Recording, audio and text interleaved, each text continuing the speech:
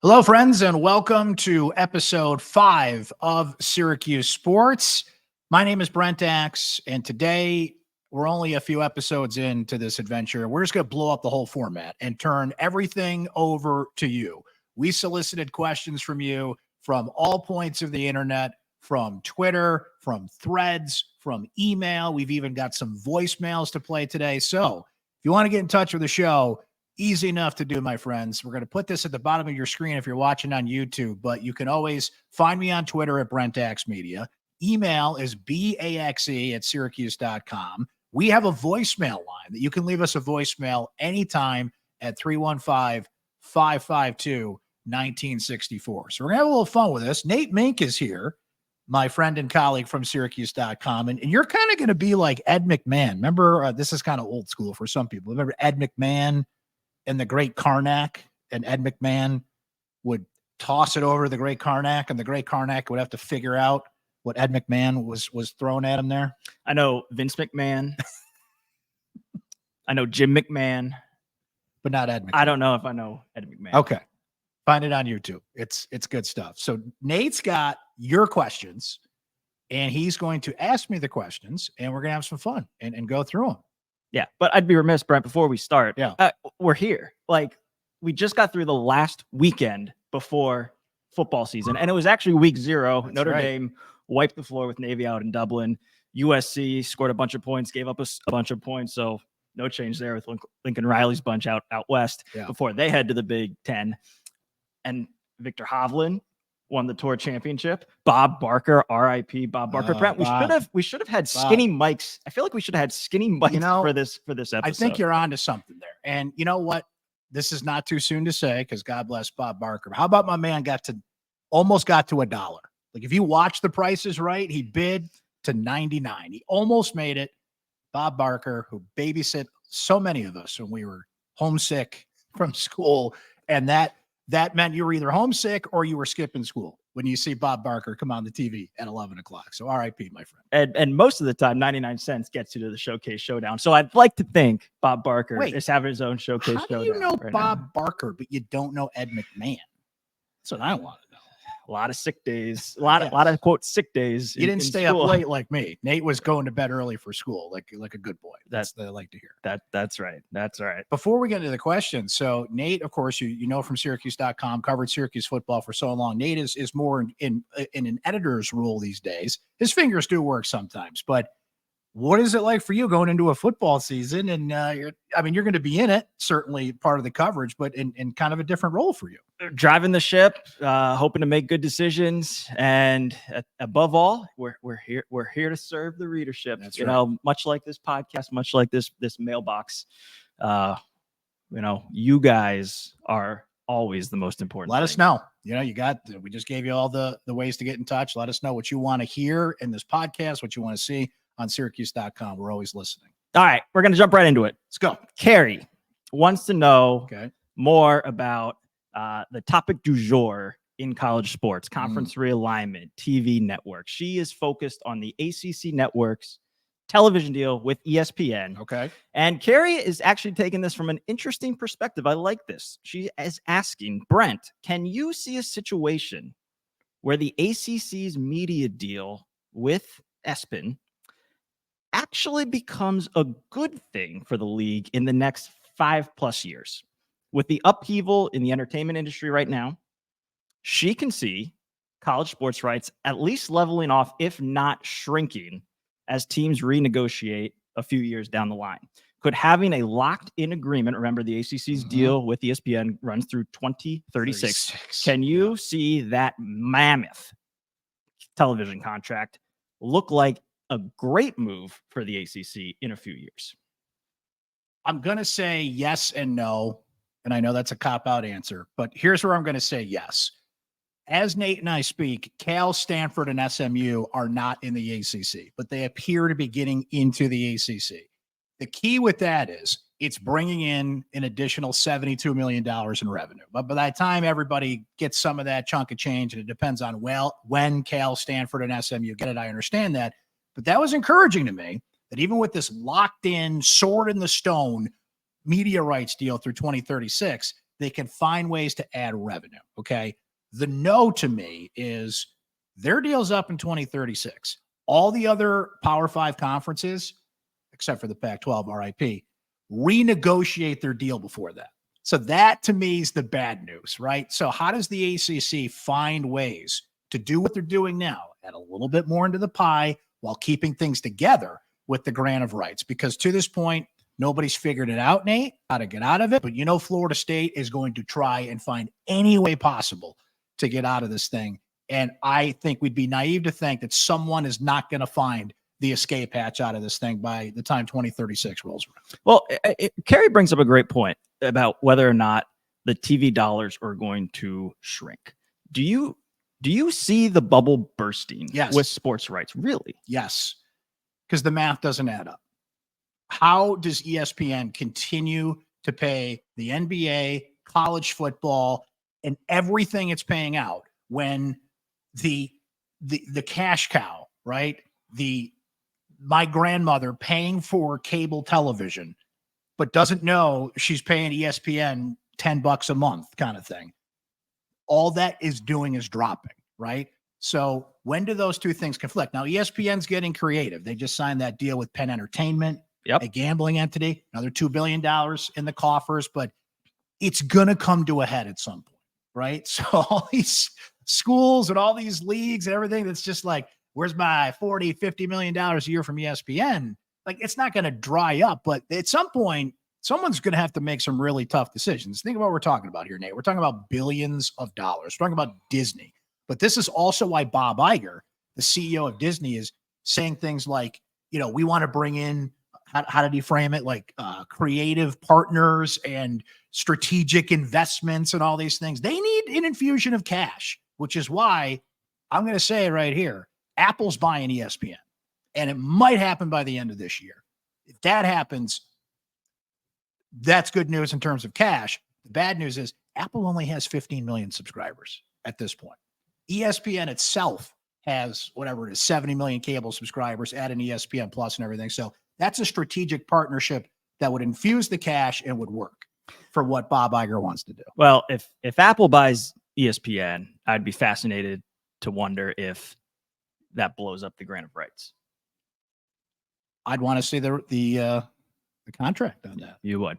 Here's what I'll say. I think they'd find a way to make it work. Here's my counter argument to that. Okay. This is from Sports Business Journal. 94 of the top 100 telecasts in 2022 were sports, live sports. The NFL accounted for 82 of those games. College football, largely the college football playoff, some higher tier bowls, accounted for 5 of those games. Yep. Other things include the Olympics, that's a 1 every 4-year event, FIFA World Cup, 1 every 4-year event, political programming, State of the Union, that kind of thing. The market for live sports is going nowhere. It's going nowhere. But who's paying that out? ESPN's paying that out. Fox is paying that out, right? If I'm the NBA, if I'm the NFL, if I'm college football, I'm feeling great because the money's coming in because of the demand for their programming. But someone's got to pay them that. And it's ESPN who's paying them that. Now, how much money are they making off it to counter it? That's the trick. Here's another point I'll add. The collective revenues for the Power 5 conferences are larger than any pro sports league in America. College football generates more revenue than the NBA, than Major League Baseball, than the NHL. Football in this country is king. I have a hard time believing the money in football is going to level out or shrink. I just have a hard time seeing that. You brought up a couple good points, Brent. You said in the next 5 years, you were going to see a lot of things go to market. Here's a few examples of what is going to go to market before the ACC's contract expires in 2036. Nate brought notes. I love this. He brought the notes. College football playoff, which is a billion-dollar entity, multi-billion-dollar entity. That goes to market in 2026. A bigger playoff. Yes. Don't forget. Yes. We're already going to 12. Yep. And who's to say it won't eventually go to 16? It's inevitably going to grow. Yes. Much like the NCAA Tournament in men's basketball. Started at a small piece. Now it's up to 65, 69. They're already talking about going into triple digits, I believe. Craig Sankey gets this way, right? Notre Dame's TV deal with NBC, they go to market. Pete Bavacqua, by the way, chairman of NBC Sports, is going to succeed Jack Swarbrick as Notre Dame's AD. So there's a lot of speculation about what's going to happen with NBC and Notre Dame. Is that relationship going to continue? We will find out in the coming years. With Bavacqua there, you got to like the chances of maybe Notre Dame re-upping with NBC. However, I will add this too, Brent. Something to note with the Pac-12 more or less in shambles right now, and their deal coming off the books next year, that means ESPN doesn't have to pay for Pac-12 anymore, and Fox no longer has to pay for Pac-12 football anymore. So maybe Fox jumps in on NBC. Maybe CBS, which just has the Big Ten in its repertoire now, maybe they decide they want to bid on Notre Dame. So I think Notre Dame, huge chess piece on the board. It's going to be very interesting to see what they do in the next couple years. Which answers the question, just in case you're wondering, why they're not joining the ACC in football. Because they don't have to. Someone will pay them more than the ACC rights deal. NBC in, 2025, they will pay Notre Dame $50 million a year. I'm just throwing a number out there, whatever it is, because that's great programming for them. And you mentioned Pete Bavacqua there now, like that's a done deal. March Madness, NCAA basketball tournament. They're with Turner. They're with CBS. They go to market 2032. That's still before the ACC. And then you go to the other ones, right? Big Ten, they go to market again with CBS, Fox, NBC in 2030. Big 12 goes to market in 2031. SEC with ESPN, they go in 2034, 2 years before ACC goes to market with ESPN. So my point in saying all of that is that there's going to be a lot happening before the ACC goes to market. And I don't know, Brent, like, what if revenue sharing becomes a thing? What if the schools designate student athletes as employees? I just think there's so many moving parts in the next 3 to 5 to 8 years where I have a hard time thinking having a locked in agreement through the next decade plus is going to be good at all. That's a great counterpoint to what I said. I still think there is a comfort. Because, look, the ACC is in firm third place. It depends. Here's the thing. It depends on what your expectation is. Mm-hmm. As long as you know you're not the SEC or the Big Ten, which, by the way, you weren't even before all this stuff started ballooning. As long as you know we're a third place league, we're going to do what we can to satisfy our members. But if you're like Florida State comparing themselves to the SEC, saying we need to be there, as long as you can minimize the number of programs that feel that way, you're going to be good. If the Magnificent Seven comes to fruition, now you're in trouble, right?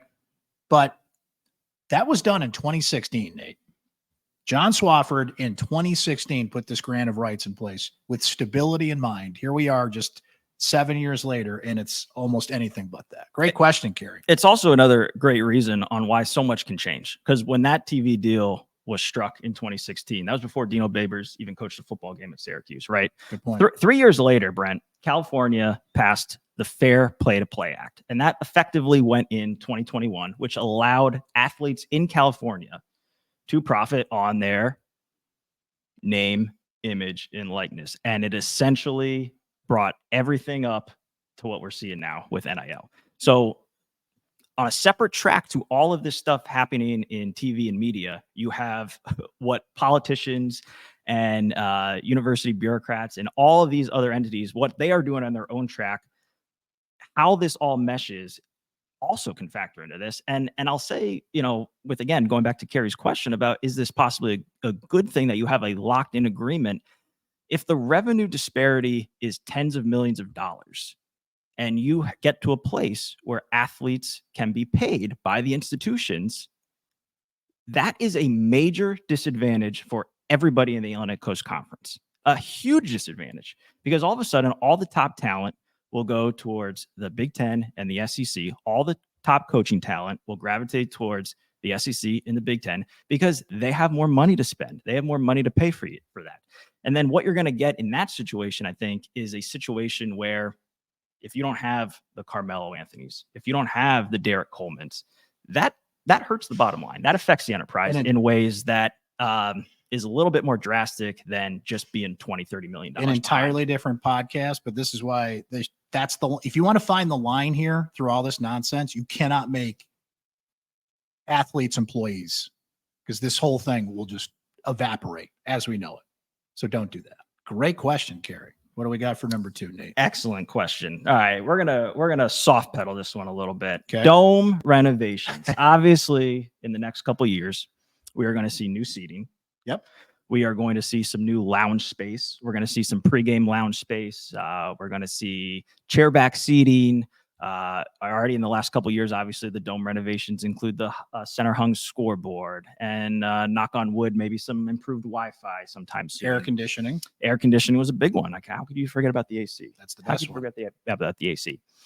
So a question came in from this is sort of a combination between Orange Chuck and another gentleman who wanted to know, Brent, if you could add any new renovation to the dome, what would it be? Any new renovation to the dome. You just went through a lot of things there. Like, Nate, here comes a back. They're all done. They're all done or coming. Yes. So here's a back in my day story. But to think of when I was a kid and I went to the dome and how bland it was, how hot it was, how you get warm beer and cold hot dogs and all those stories. And I think about now, I walk into an air conditioning building with a state-of-the-art scoreboard, Wi-Fi, knock on wood, like you said, is improved. But the fact that I can even get on my phone in some capacity and do that is a luxury. When I go to, the beer cooler, I've got how many different varieties of beer in there and other adult beverages. Okay. The food is better in the dome than it was not only when I was a kid, but from 2-3 years ago. So can I answer? I think we got it pretty good. No, Like, you got to add something. What are we missing? Like, if we're going to add something, and here's the thing, Nate, I'm a simple guy. When I go to a football game or any sport for that matter, beer, dog, beer, burger, like it's cool when they have pulled pork or something nice like that, but I don't need like a 7-course meal at a football game. So I guess if we're going to add something, it would be a good, and I've heard we've got one of these around here, a good barbecue place, like really good barbecue, right? Like barbecue choices, pulled pork, ribs, the whole 9, right? So this is basically my way of saying, hey, Dinosaur Barbecue, let's make this happen permanently, okay? Or Limp Lizard or anybody else, I'm giving free shout outs here. Anybody else that wants to step in there, that's what I naturally go to. You want to blow up the A-Mark deal that limits the food Yes. options in the dome, and you Yes. want to get more local food options. You want Yes. Tully's, you want Dinosaur Barbecue, you want buried You name acorn, X, Y, and Z. Give whoever. me some donuts. Get glazed and confused in there. Give me some donuts. Yeah, it's more local options, which they do have some, but I think everything else is pretty good. I think as sports fans, we're pretty damn spoiled these days. All right, I'm gonna throw a hypothetical out here. Okay. Should they open a sports lounge, a sports book in the dome? Oh, 100%. That is a great suggestion. I'm not a huge bettor, but that's the way it's going. That will help them business-wise. If you get, a FanDuel or a DraftKings or something like that, ESPN's got that new bet thing coming in. See, because Club 44, that's not if you go there, great. That's not a place I want to hang out before the game. Just not my kind of vibe. A cool sports book, that would be my kind of vibe. I think you just named the perfect space for such a thing. I think that's where we need to put it. I think you're right about that. Now, New York State's got to come around on these things, Nate, because I think it'd be pretty ironic if I could not bet on Syracuse football in the building they play in. But now we're talking. Now we're going down that road. There's some great sports books around here, not to give more free plugs, but at the various casinos here. Pop one of those babies in the dome. Now we're talking. Now that would take away from tailgating, which is the only bad thing. But we're thinking the dome, everything. And there's a lot of bad weather months for basketball and even lacrosse. Or if I can go hang out in there before the game, give me a reason to get there early. Well, there's no restrictions on betting on college sports outside of the state of New York. So you can certainly bet on other ACC, other college football games, other college basketball games. That's right. And it's it's a revenue stream. It's an additional revenue stream at a time when, if you're in the ACC or you're Syracuse University, you need new revenue streams. And look, if you want to say sports betting or betting on a college campus is taboo, you need to get to know your student body a little bit more. Yes. You need to get, LSU already has an agreement, I think, with Caesars. It's moving in this direction. We hear a lot from John Wildtack, the athletic director at Syracuse University, about needing to be entrepreneurial in their thinking. Entrepreneurial means taking a little risk, being a little bit uncomfortable. Syracuse University, for a while, binge drinking on college campuses to this day still is an issue. And that has not stopped the university from selling beer to their students and to their fans. Sports betting is legal. You can place a bet in a sports arena. It's coming. It's coming. Great answer. It's a great answer. It's better than my I don't need anything answer. It's a lot better. And then you can get JMA to geofence the dome so that you have to be in the building to place the bet. And then that solves your attendance issue. Geofence. Listen to these big terms we're throwing at you. All right. Michael Alper wants to switch gears a little bit to the on-field product of college football. And we'll sort of close out on a couple of football questions here. Michael is asking, hey, Brent, college football, man, I don't know. Same teams in the playoff every year. Same teams winning a national championship every year. Clemson's there every year. Georgia's there every year. LSU, Alabama, Michigan, Ohio State. 94% of college football isn't even relevant anymore, according to Michael. It's fun, but only about 6 teams even have a chance. Not many more can even be competitive. The ceiling for SU is 7 to 8 wins a year. It's sad. I don't even know if there's a question there. There is here.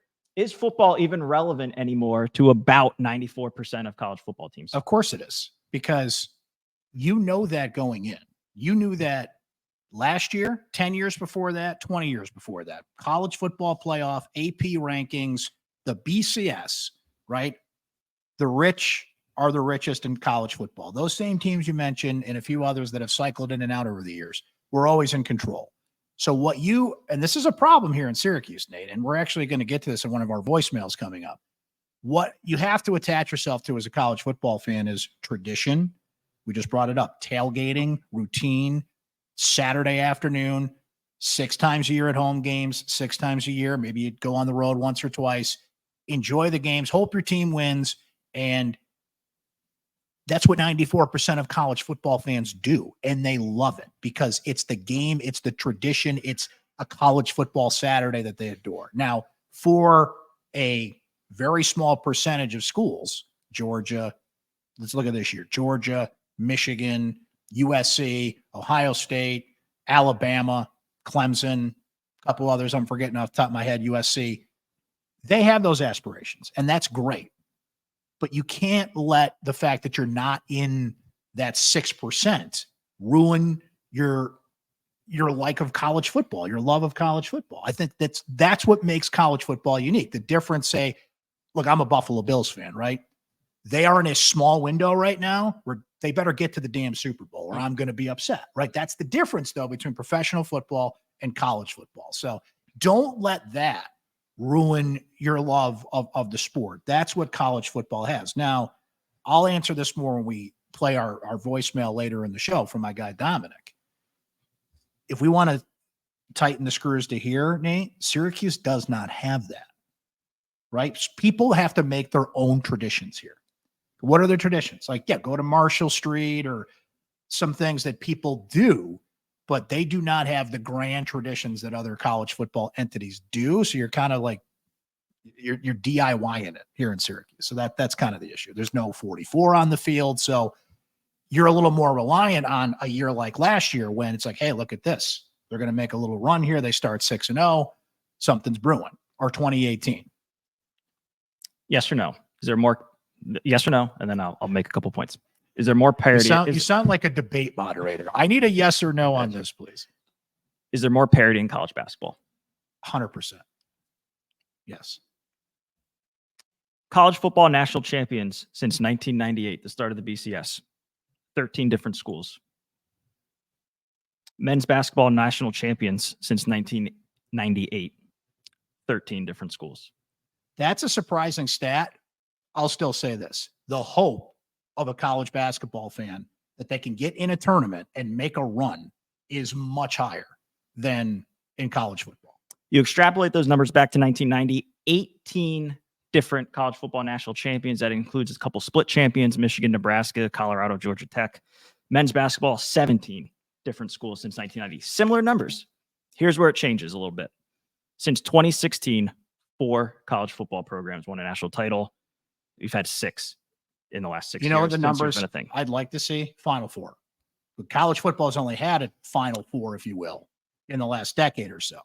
But a Final Four as a college basketball fan is the equivalent of a national championship in football. My team gets to a Final Four, I'm pretty satisfied with that. I think you hit the nail on the head. I think this question is all about playoff expansion. I think this is exactly why expansion is good. The thing you have to watch out for is access to the playoff as we go from 4 to soon 12, and then who knows where it goes. If you go off of the current model that they're going to be using for the next 3 years after it goes from 4 to 12, the 6+6 model, 6 highest ranked conference champions, automatic ticket to the playoff, plus 6 at-large bids. That is a good, irrespective of everything that happens in Power 5. You're in one of the top. If you're a conference champion, you automatically go. That's a win, I think, if you're Syracuse. Even if Clemson bails, even if Florida State bails, you know what you have to do to get to the big dance. Similar to what you got to do in basketball. You got to win X amount of quality wins. If you win your conference tournament, you're automatically in. There is a carrot dangling at the start of every season that if you hit this criteria, you're in. You're relevant, to use Michael's terms.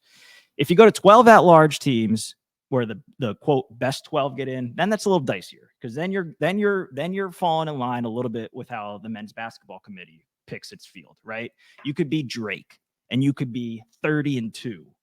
And you could get left out if you don't win your conference tournament. We look at quad 1 wins. We look at quad 2 wins. Well, if you're in a power league, 10-1, you're going to have more opportunities to stack those quality wins on your resume that the committee will ultimately value at the end of the season. Well, so my point is that if the Big 12, if the Big 10 and the SEC separate or outdistance each other and they grow into these super conferences, and your model for selection is the 12 best teams, who are you going to take? A 3 or 4 loss Florida or a 2-loss Syracuse playing Georgia Tech, Wake Forest, NC State? Are you taking the team that may have beat Georgia, may have beat Auburn, may have beat LSU, may have beat Ole Miss? I think we already know the answer to that based on how the men's basketball committee works. When Syracuse was 6-0 last year, at no point in my head was I'm thinking they could make a run at the playoff here. And maybe I'm too cynical because I've just seen things happen before and injuries happen, and they lost 5 of their last 6. In a 12-team playoff, or better yet, a 16-team playoff, you better believe they can do it, because 2018 was an example of, man, they were a game away from playing their way into that thing, and now you give me a little more of a chance. So that will expand Michael's 94% number, right? Yeah, once the playoff expands, I can talk myself into sneaking in as a 12 seed or in once a decade, winning the league, and at least being a part of that. So that's the equivalent, Nate, of basketball. If I get to a Final Four, college football, if I get in the playoff, set, all good, I'm happy. And the more teams that realize they have a legitimate path to the playoff will help in recruitment. Yeah. This is why there's so many.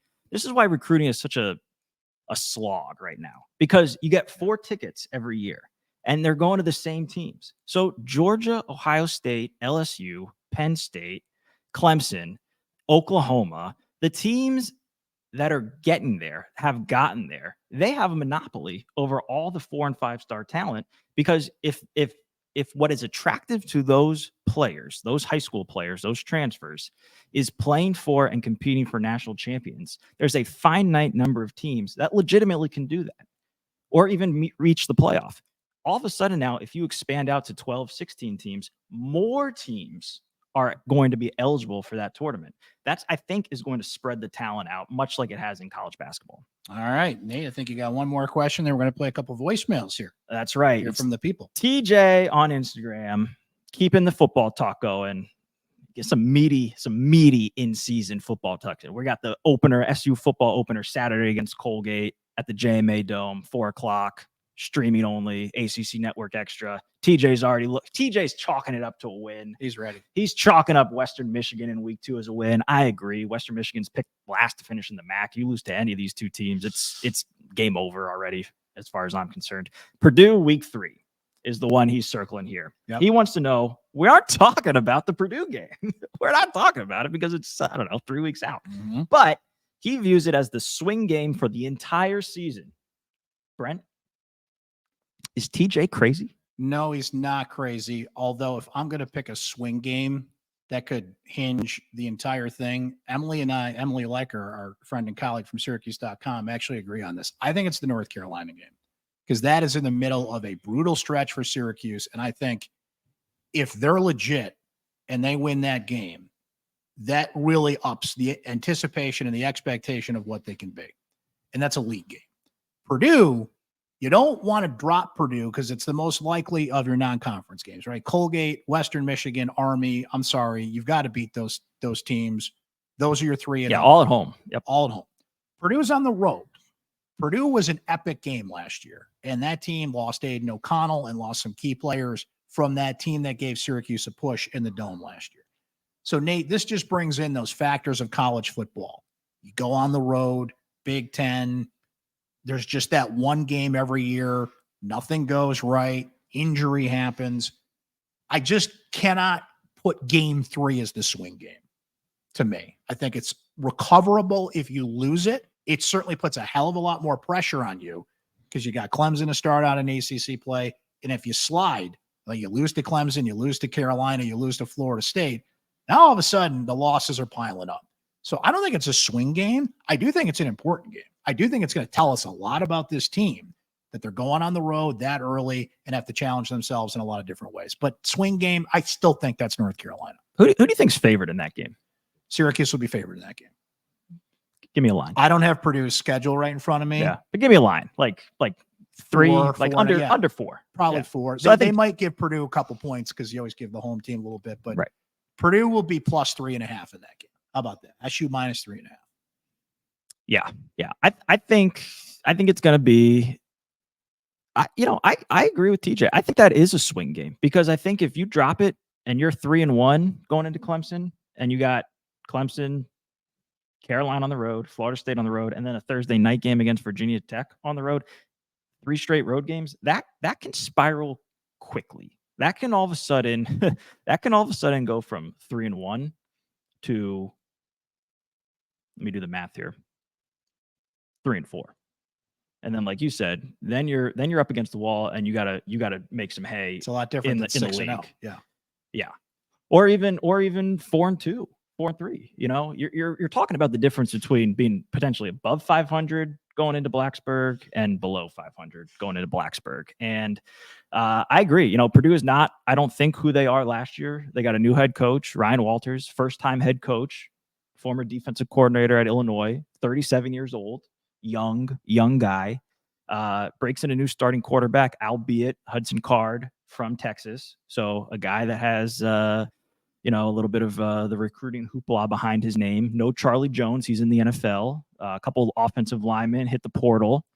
It's a Big Ten venue at night, and it's hard for this team to win on the road. So I think that's an important game. I think that's a table setter going into league play. Is it a swing game though? It wouldn't be good to lose it, and it can't, like, the schedule gets tougher after that. I do think you can recover from it, but man, if we think this is a 6-win team, and most people, reasonable people, look at this and say there's 7 or 8 wins on the schedule on paper, right? You don't want that as a loss. So I don't know, TJ and Nate, you're kind of talking me into it. Maybe kind of is a swing game, right? I mean, if you're 6-6, 5-7, and you're talking And you swing look game, back, that might be the one and you wish you had back. we blew it at Purdue. And all right, I think you guys talked me into it. All right, on to the voicemails. All right, Nate, here we go. We're going to start with my boy Dominic, who I heard from on the radio for so many years. Diehard Syracuse fan. He's in the heart of East Carolina country, and he listened to a previous episode of Syracuse Sports where one of my end commentaries was about the lack of tradition at Syracuse football. And he had this on the tradition part that you talked about with that last caller in the last podcast that I just finished. And as you know, I live in Greenville, North Carolina, where there's another college Division I football team, East Carolina Pirates. And the past few years, I see a very similar kind of path for these Pirates and Syracuse, just mediocrity and losing seasons and coaches being fired. And the one thing that they have here that brings people to games, and I hear people say it all the time, well, at least we have this. At least we have this. And it's the tradition. So I'm calling. Here's the thing, Nate. What they have at East Carolina, as Dominic pointed out, and he gave us some specific examples of some things that they do. At least they have that. And they're in a part of the country where it's like, this is what we're going to do. At the heart of it, Syracuse, New York is still a fair weather sports town. Okay. Why were the students so engaged the past couple of years? And shout out to Otto's Army. They've been great. Why was the community so engaged? Because they started 6-0. Because they won football games. It wasn't because of the grand tradition of going to a Syracuse football game on a Saturday afternoon. Some people do that, and I brought it up earlier, make their own traditions and love tailgating and the whole thing, but there's not enough of those people, right?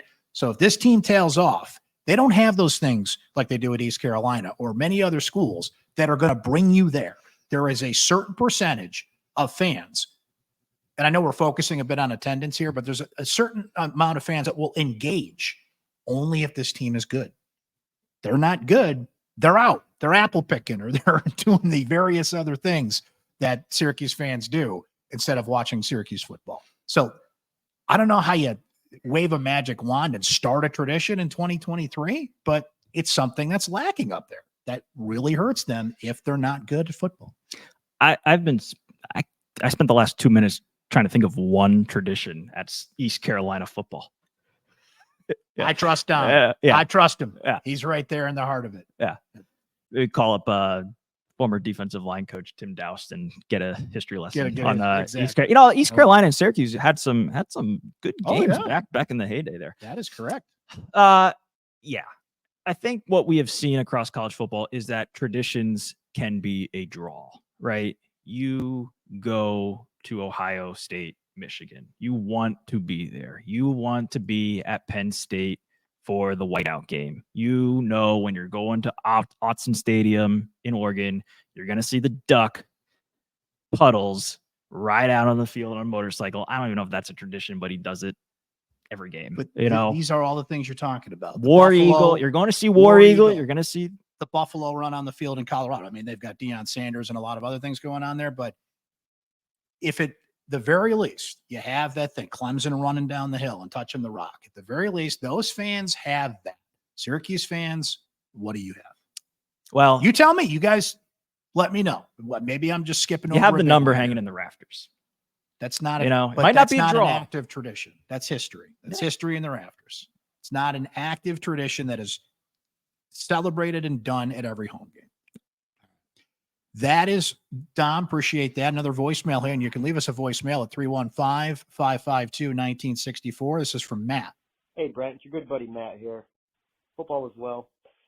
Just wanted to see from your perspective, what is it going to take to have a successful season with Syracuse basketball? What is the minimum record that would equal success? And is there a tournament involved? Is there a ranking involved? Curious to see what you say. Thanks. Success is the key word in this, Nate. And thank you, Matt, for that voicemail. The tournament. A successful Syracuse basketball season this year is the tournament. It's not a winning record. It's not like they were 17-15 last year. If they win 19 or 20 games this year, but don't make the tournament, that's not success. you're on track, you're improving. There's a lot of other words I would use to describe that. Success to me. We're talking about like, wow, that's the tournament. If Adrian Autry can come in, first year in place, all the new players, all things included, and make the NCAA tournament in year one, to me, that's a success. And that's, to me, the only way I would frame this year a success. So if they do not make the tournament, it's not a successful season. No. I think there's other words you can use to describe it, and I'd like to see what it looks like at the end of the road. But if you're going to tell me, man, you had a successful season, you made the NCAA tournament. I think that is certainly the bar everyone's aspiring for, right? I think this year, for myriad reasons, not the least of which is a first year head coach replacing, a Hall of Fame coach who's been there for 47 years. I keep going back to the men's basketball schedule and the non-conference schedule in particular. And Cry me a river, Nate. Well, how do you get into the tournament? How do you get into the tournament? That's how you get in the tournament. So you're saying if they don't win Maui or have a couple scalps from Maui and they don't get in, it's not a successful season.